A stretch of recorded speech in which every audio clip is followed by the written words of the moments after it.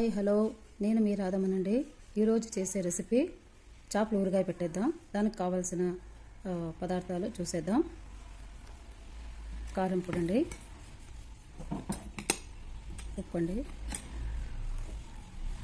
ఆవాలు, మెంతులండి. మెంతులు 1/4 స్పూన్ వేసానండి. ఇది 5 నిమ్మకాయలు ఉన్నామండి. అల్లము, ఎల్లిపాయలు, మిరియాల పౌడర్ అండి. ఇది చేపలు అండి, 1/4 కేజీ తీసుకున్నాను. పసుపు అండి.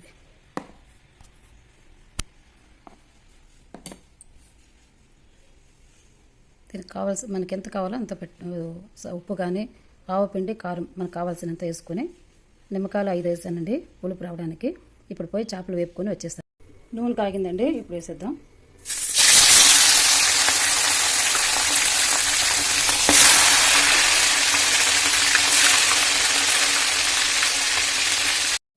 వేగిందండి, తీసేద్దాం. తీసి ఎల్లిపాయ, అల్లము, మిరియాల పౌడరు, పసుపు అంతా వేసేద్దామండి.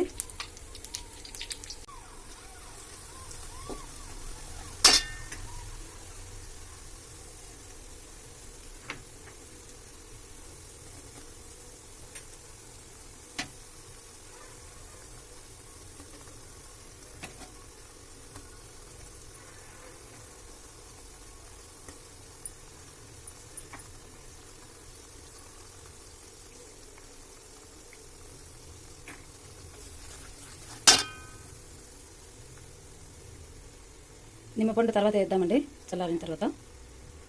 ఇప్పుడు చేపలు వేసేద్దాం.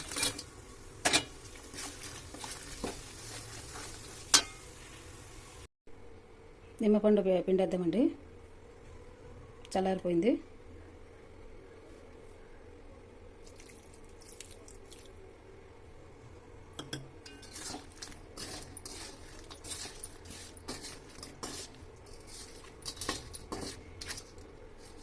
సర్వ్ చేసుకుందామంటే దీంట్లో బౌల్ వేసి పెట్టేస్తాం.